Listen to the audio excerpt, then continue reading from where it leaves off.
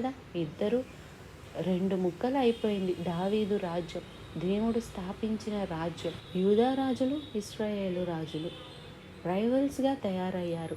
వీళ్ళ పితరుల కాలంలో వాళ్ళు కొట్టుకుంటూ దెబ్బలాడుకుంటూ ఉన్నారు. కానీ ఇతడు ఆహాబు కుమార్తెను పెళ్లి చేసుకున్న గనుక ఒక కుటుంబం కట్టబడాలన్నా అది జ్ఞానవంతురాలి ఇల్లు కట్టును, ఒక కుటుంబం కూలిపోవాలన్నా అది మూర్ఖురాలు తన చేతులతో తన ఇల్లు కూలగొడుతుంది.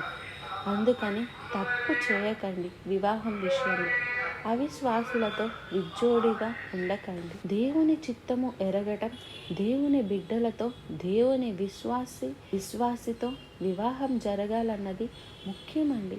మిగిలిన విషయాలన్నీ ఆ తర్వాత. సంధ్యలు, ఆస్తులు, పాస్తులు, ఈడు జోడు వీటికి ప్రాముఖ్యత ఇవ్వద్దు. కాబట్టి